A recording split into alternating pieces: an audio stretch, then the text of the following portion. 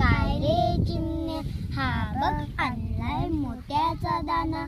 बघू बघू बघू, आहा छान आहे बाई, पण ठेवायचा कुठे, ठेवायचा कुठे. त्यात काय मोठे, बांधूया घरटे.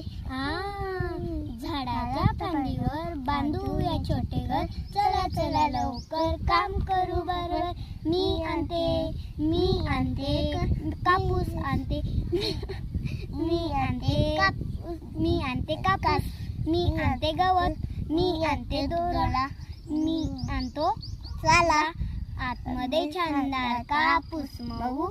दोऱ्याने कड्याने गवत पसरून देऊ. सगळी करून दोऱ्याने शिवू.